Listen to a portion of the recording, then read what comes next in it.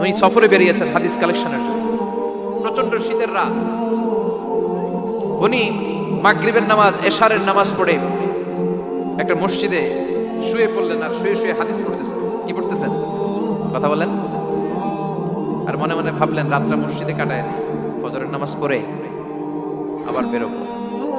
কিন্তু দারোয়ান এসে বলে মসজিদে থাকতে পারবেন না, ওঠেন। দারোয়ান আছে না, কথা কম।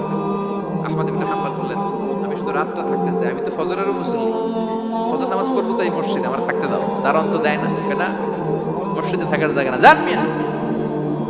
উনি যে আহমদ ইবনে হাম্বল এটা চিনে নাই, থাকতে দেয়। কি করবে এখন? উনি কাঁথা গুছিয়ে হাদিসের কিতাব নিয়ে কাঁধের মধ্যে ব্যাগ নিয়ে মসজিদ থেকে বের হয়ে গেলেন। কি আর করবেন? প্রচন্ড শীত আর কাঁপতেছে বুড়ো মানুষ। প্রতিমধ্যে দেখলেন বাজার একজন খাব্বাস, খাব্বাস যুবক রুটি বিক্রেতা। সে রুটি বিক্রি করে, চুলার মধ্যে রুটি সেকে। সে যে সালাম দিল আসসালামু আলাইকুম, যুবক বলে ওয়ালাইকুম আসসালাম। আহমদ ইবনে হাম্বল বলে যুবক আমার যাওয়ার জায়গা নেই, সফরে বেরিয়েছি, খুব শীতে কষ্ট পাচ্ছি, রাতে যদি তোমার এই চুলা থেকে একটু আগুন পোহাই কোনো সমস্যা?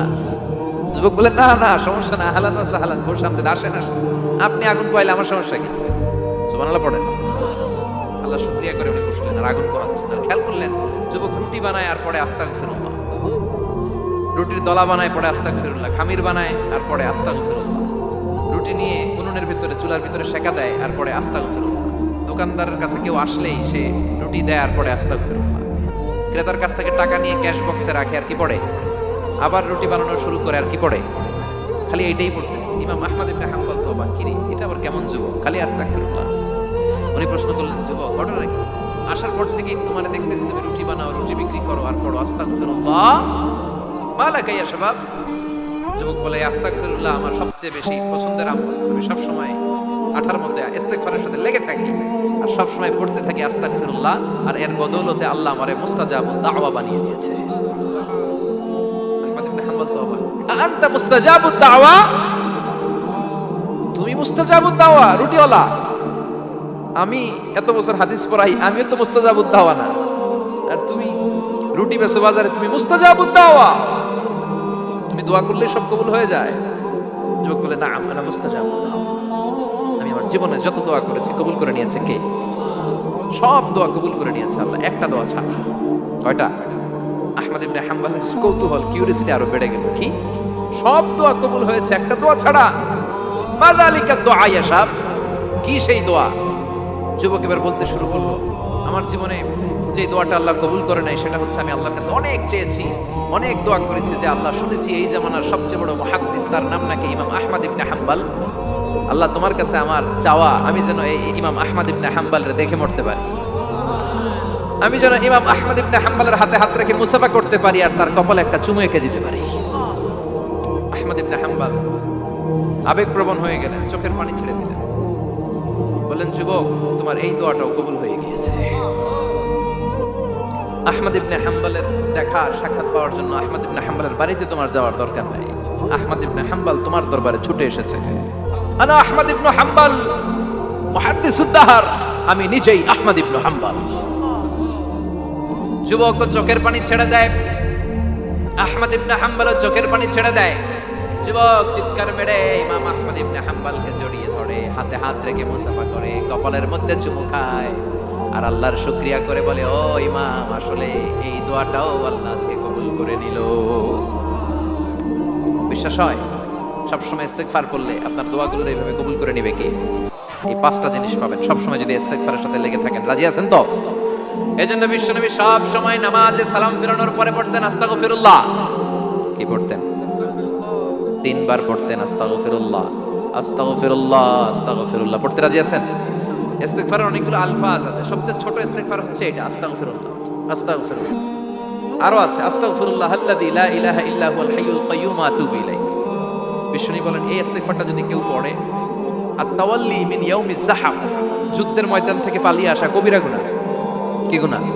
কাফেরদের সাথে যুদ্ধ, আমি তাগড়া যুবক, তলোয়ার নিয়ে নেমেছি, আমার দেহের এক ফোঁটা রক্ত থাকা পর্যন্ত আমি যুদ্ধ চালিয়ে যাব, আমি ফিরে আসতে পারবো না, আইনটা কার? ফিরে আসলে কবিরা গুনাহ। বিশ্বনবী বলেন যুদ্ধের ময়দান থেকে ফিরে এসেছে এরকম কবিরা গুনাহ অবলম্বনকারীও যদি আস্তাগফিরুল্লাহ আল্লাযী লা ইলাহা ইল্লা হুয়াল হাইয়ুল কাইয়্যুম ওয়া আতুবু মহিলাই পড়ে, ওই কবিরা গুনাহকারীকেও ক্ষমা করে দিবে কে? পড়তে রাজি আছেন তো? আবার সাইয়েদনা আবু বকর বললেন, ইয়া রাসূলুল্লাহ আল্লিমনি দুআআন আদউ বিহি ফি সালাতি, এমন দোয়া আপনি আমারে শিক্ষা দেন যে এই দোয়াটা আমি নামাজে পড়তে পারি। বিশ্বনবী বললেন, পড়ো আল্লাহুম্মা ইন্নী যালামতু নাফসি যুলমান কাসীরান ওয়া লা ইয়াগফিরুদ যুনুবা ইল্লা আনতা ফাগফিরলি মাগফিরাতাম মিন ইনদিক ইন্নাকা আনতাল গফুরুর রহিম। সুবহানাল্লাহ পড়েন। এটাও ইস্তেগফার। আমরা এটা বলি দোয়া মাসুরা, সালাম ফেরানোর আগে পড়ি না? যেখানেই ক্ষমা চাওয়ার কথা আছে ওইটারই কি বলে? ইস্তেগফার। আল্লাহুম্মা ইন্নী যালামতু নাফসি, আল্লাহ জুলুম করেছি, যুলমান কাসীরা, অনেক জুলুম। ওয়ালা ইয়াগফিরুয যুনুবা ইল্লা আনতা, তুমি ছাড়া এই গুনাহ ক্ষমা করার তো কেউ নাই।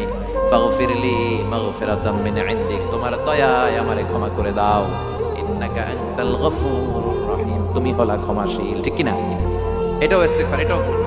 আর এই সব ইস্তেগফারের শ্রেষ্ঠ ইস্তেগফারের নাম সাইয়্যিদুল ইস্তেগফার। যত ইস্তেগফার হতে পারে এর মধ্যে সবচেয়ে শ্রেষ্ঠতম ইস্তেগফার নাম কি? কথা কন। বুখারীর বর্ণনা, শাদ্দাদ ইবনে আউস রাদিয়াল্লাহু তাআলা আনহু বর্ণনা করেন, এই সাইয়্যিদুল ইস্তেগফার দিনের বেলা যে পড়বে ওই দিনে মারা গেলে সে জান্নাতি। এই সাইয়্যিদুল ইস্তেগফার রাতের বেলা যে পড়বে ওই রাতে যদি ইন্তেকাল হয় ওই লোকটা জান্নাতি। মুখস্থ আছে না? কার কার মুখস্থ? হাত তোলেন। মাশাআল্লাহ, তাবারাকাল্লাহ, মাশাআল্লাহ, মাশাআল্লাহ। আর যাদের নাই তাদের হোমওয়ার্ক, তাদের আল্লাহুম্মা আনতা রাব্বি লা ইলাহা ইল্লা আনতা খালাকতানি ওয়া আনা আবদুক ওয়া আনা আলা আহদিকা ওয়া ওয়া'দিকা মাস্তাতা'তু আউযু বিকা মিন শাররি মা সানা'তু আবু'ু লাকা বিনি'মাতিকা আলাইয়া ওয়া আবু'ু লাকা বিযামবি ফাগফিরলি ফাইন্নাহু লা ইয়াগফিরুদ যুনুবা ইল্লা আনতা। সুবহানাল্লাহ পড়েন। আজকে রাতে পড়ছেন, মারা গেলে জান্নাতি। চিল্লায় পড়েন আল্লাহু আকবার। এজন্য বিশ্বনবী বলেন, আমার আগের গুনাহ মাফ, পরের গুনাহ মাফ, তারপরেও প্রতিদিন আমি 70 বার তওবা ইস্তেগফার পড়ি। আজকে থেকে পড়তে রাজি আছেন তো? বেশি বেশি ইস্তেগফার পড়া যাবে না? একটু প্রাণ খুলে দিল খুলে আওয়াজ করে পড়েন তো আস্তাগফিরুল্লাহ। আর জোরে পড়েন আস্তাগফিরুল্লাহ। আবার সবাই পড়েন আস্তাগফিরুল্লাহ। সব সময় তওবা ইস্তেগফার যারা পড়ে তাদেরকে পছন্দ করে কে? সব সময় জিকির করে করে জিহ্বাটারে যারা ভিজিয়ে রাখে তাদেরকেও পছন্দ করে কে? আল্লাহ বলেন, ওয়াজকুর রাব্বাকা ফি নাফসিকা তাদাররুআন ওয়া খীফাতান ওয়া দুনাল জাহরি মিনাল কওলি বিল গুদুবি ওয়াল আসাল ওয়া লা তাকুম মিনাল গাফিলিন। সুবহানাল্লাহ পড়েন। আল্লাহ বলেন, ওয়াজকুর রাব্বাকা ফি নাফসিক, আল্লাহরে মনে মনে ডাকো। তাদাররুআন ওয়া খীফা, আল্লাহর জিকির করতে আল্লাহ বলেছেন ফি নাফসিক। বুঝতেছেন অর্থ? ফি নাফসিকা, মনে মনে আল্লাহর জিকিরটা করো। তাদাররুআ ওয়া খীফা, তাদাররুআ মানে বিনয়ের সাথে, with full of humility, submission and humbleness, বিনয়ের সাথে আল্লাহর ডাকো। ওয়া খীফা, গোপনে গোপনে ডাকো। দুনাল জাহারি মিনাল কওল, চিৎকার চেঁচামেচি করে ডেকো না। কার কথা? আওয়াজ করে জিকির করো না। এই যে আমরা মাহফিলে লা ইলাহা ইল্লাল্লাহ জিকির করি, এটা তালিম। উদ্দেশ্য কি? তালিমের জন্য আওয়াজ করে জিকির জায়েজ আছে, কিন্তু ব্যক্তিগত জিকিরের যে ইবাদতটা এটা আস্তে আস্তে হইতে হবে, ভদ্রভাবে হতে হবে, চিল্লাচিল্লি করে নয়। আবার তালিমের জিকির ওইটাও ভদ্রভাবে। ইন্নাল্লাহা জামিল ইউহিব্বুল জামাল, আমার আল্লাহ সুন্দর, আমার আল্লাহর জিকিরের মধ্যে সৌন্দর্য আছে না নাই? কিন্তু এদেশে জিকিরের ভেতরে লাফালাফি আছে না নাই? বেশি না কম? কি বসেন বসেন, হ্যাঁ বসে যান তো, অনেক ধরনের আছে জিকির। হ্যাঁ বসেন বসেন, বসে যান। হ্যাঁ হাইবার আলী, এটা কি আবার জালালি? তো এই যে ইন্নাল্লাহা জামিল ইউহিব্বুল জামাল, আমার আল্লাহ সুন্দর, আমার আল্লাহর জিকিরের মধ্যেও সৌন্দর্য আছে না নাই? তালিমের উদ্দেশ্যে সবাই মিলে জিকির করা যায়, কিন্তু চিল্লাফাল্লা করা যাবে না, লাফালাফি করা যাবে না, মাথা ডানে বায়ে ঝোলানো যাবে না। ঠিক কি না? এটা লাফালাফির জিকির আছে না নাই? লাফাইতে লাফাইতে, হ্যাঁ গাছের আগায় বাঁশের আগায়। আবার যিনি জিকির পরিচালনা করে ওনার কান্দে যায় ওঠে, আছে না নাই? বিশ্বনবী সাহাবীদের নিয়ে জিকির করছেন, সাহাবারা লাফাতে লাফাতে খেজুর গাছের আগায়। হাদিসে আছে না এটা? বিশ্বনবী সাহাবাদেরকে নিয়ে জিকির করছেন, লাফাতে লাফাতে আবু বকর বিশ্বনবীর কাঁধের উপরে। আছে, হাদিসে আছে। এটা জিকির নয়। কি সুন্দর দেখেন, ইসলাম বোঝা কত সহজ।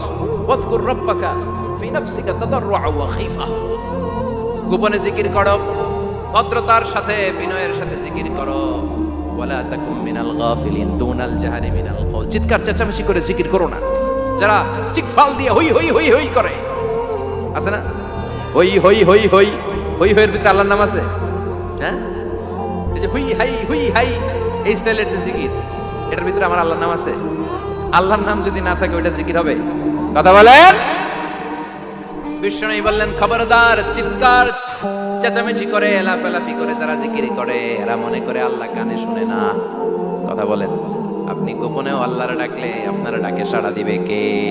এজন্য রাব্বুল আলামিন বলেন, ফাযকুরুনি আযকুরকুম ওয়াশকুরুলি ওয়ালা তাকফুরুন। বান্দা, আমার জিকির তোমরা করো, আমিও তোমাদের জিকির করব, ঠিক কি না? আমরা যদি আল্লাহর জিকির করি, আমাদের জিকির করে কে? সুবহানাল্লাহ কইবেন না? আমরা আল্লাহর জিকির করে, আল্লাহ নাকি আমাদের জিকির করে? জানো তো না কথা এটা। আবার হাদিসে কুদসিতে আল্লাহ বলেন, ফাইন যাকারানি ফি নাফসি যাকারতুহু ফি নাফসি। আমার বান্দা যদি একা একা আমার জিকির করে, আমি আমার বান্দারে একা একা স্মরণ করি। ওয়া ইন যাকারানি ফি মালাইন যাকারতুহু ফি মালাইন খায়রিম মিনহু। এরকম মহা সম্মেলন করে যদি কেউ আমি আল্লাহর জিকির করে, আমি এর চেয়ে বড় মহা সম্মেলন ফেরেশতাদেরকে নিয়ে করে আমার বান্দারে স্মরণ করি। ওয়া ইন তাকাররাবা ইলাইয়া শিবরান তাকাররাবতু ইলাইহি যিরাআন। আমার বান্দা যদি আমার দিকে এক বিঘত আসতে চায়, আমি আমার বান্দার দিকে এক হাত এগিয়ে যাই। আমার বান্দা যদি আমার দিকে এক হাত আসতে চায়, আমি আমার বান্দার দিকে দুই হাত যাই। ওয়া ইন আতানি ইয়ামশি আতাইতুহু হারওয়ালা। আমার বান্দা যদি আমার দিকে হেঁটে হেঁটে আসতে চায়, আমি আমার বান্দার দিকে দৌড়ে দৌড়ে যাই। সুবহানাল্লাহ পড়ে। এজন্য বিশ্বনবী বলেন, লা ইয়াজালু লিসানুকা রাতবাম মিন যিকরিল্লাহ। আল্লাহর জিকির দিয়ে জিহ্বাটারে ভিজিয়ে রাখবা। কার কথা? চিল্লায় বলেন, কার কথা? সবসময় আল্লাহর জিকির করতে রাজি আছেন তো? সবচেয়ে শ্রেষ্ঠ জিকির বিশ্বনবী বললেন, আফদালু যিকরি লা ইলাহা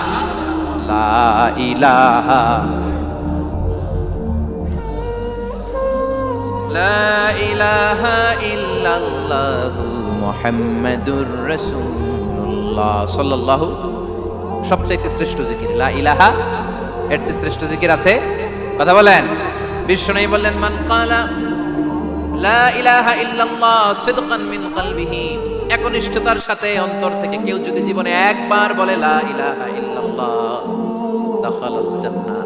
তার যদি পাপ থাকে, অন্যায় থাকে, ওই পাপ আর অন্যায়ের শাস্তিগুলার পরে কোনো না কোনো দিন আমার ওই বান্দা জান্নাতে ঢুকবে। একবার যদি খালিসান মিন কলবিহি সে পড়ে লা ইলাহা ইল্লাল্লাহ, তার জন্য জান্নাতকে অবধারিত করে দিয়েছে কে? আবার এটার নাম আল্লাহ দিয়েছে কালিমায়ে। কথা বলেন।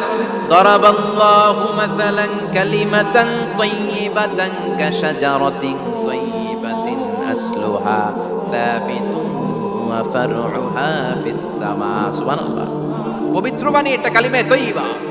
আবু সাঈদ আল খুদরি থেকে বর্ণিত, মুস্তাদরাকে হাকিম আর সহিহ ইবনে হিব্বানে এসেছে। বিশ্বনবী বলেন, মুসা আলাইহিস সালাম আল্লাহর একবার প্রশ্ন করলেন, ইয়া রাব আল্লিমনি দুআআন আদউ বিহি। আপনি আমার এমন একটা জিকির শিক্ষা দেন যে জিকির দিয়ে আমি শুধু আপনার জিকির করব, কেউ এই জিকির করতে পারবে না। এই জিকির জানবো শুধু আমি, আর জানবেন? কথা কন। প্রশ্ন করছে কে? হ্যাঁ, কাকে করেছে? আল্লাহ এমন একটা জিকির শিখান যেই জিকির কেউ জানে না, আমি জানবো, আর ওই জিকির দিয়ে প্রাণ ভরে আপনারে ডাকবো। আল্লাহ বললেন, মুসা পড়ো লা ইলাহা ইল্লাল্লাহ মুহাম্মাদুর রাসূলুল্লাহ। মুসা আলাইহিস সালাম বললেন, আল্লাহ চাইলাম কি, কইলেন কি? লা ইলাহা তো জাতীয় জিকির, এটা তো আন্তর্জাতিক জিকির, এটা জানে না এমন কেউ নাই। এমনকি হিন্দু ভাইরাও জানে। কথা কম। আল্লাহ, আমি তো চাইছিলাম এক্সক্লুসিভ, আমার জন্য স্পেশাল। এর চেয়ে সুন্দর আর কেউ জানবে না। এত সুন্দর একটা জিকির আপনি দিবেন, এটা আমি ডাকবো আপনারে আর আপনি শুনবেন। আল্লাহ বললেন, মুসা এর চেয়ে দামি আমার কাছে। লাউ তাদউ লা ইলাহা ইল্লাল্লাহ ফি কাফা। লা ইলাহা রে যদি মুসা এক পাল্লায় রেখে দাও, ওয়াস সামাওয়াতু সাবউ ওয়াল আরদিন, সাত আকাশ সাত জমিন যদি আরেক পাল্লায় রেখে দাও, লা ইলাহা এক পাল্লায়, সাত আকাশ সাত জমিন আরেক পাল্লায় ওজন যদি দাও, লা রাজাহাত কাফাতু লা ইলাহা ইল্লাল্লাহ। মুসা দেখবা মুহূর্তের মধ্যে লা ইলাহা ইল্লাল্লাহর পাল্লা ভারী হয়ে গেছে।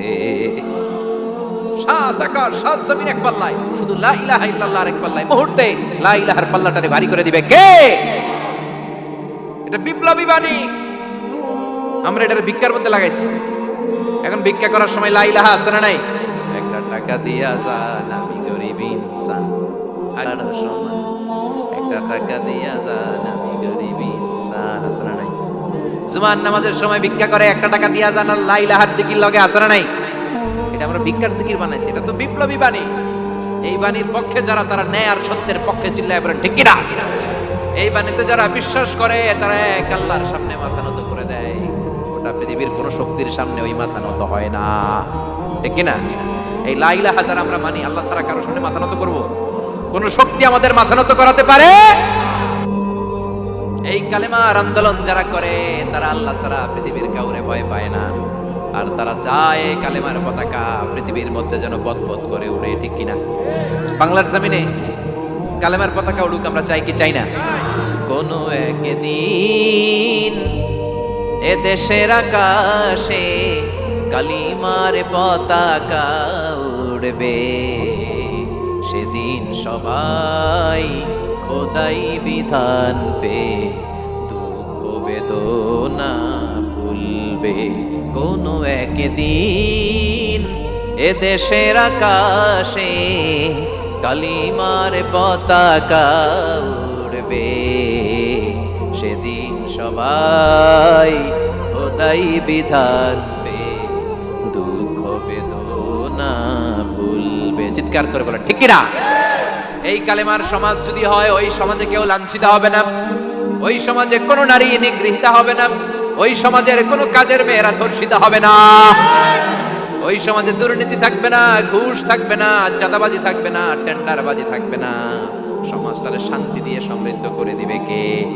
এজন্য সব সময় জিকির করতে হবে একজনের, চিল্লায় বলেন তিনি কে? শ্রেষ্ঠ জিকির হচ্ছে লা ইলাহা। করতে রাজি আছেন? সব সময় এই জিকিরটা করতে রাজি আছেন? Every night and every day,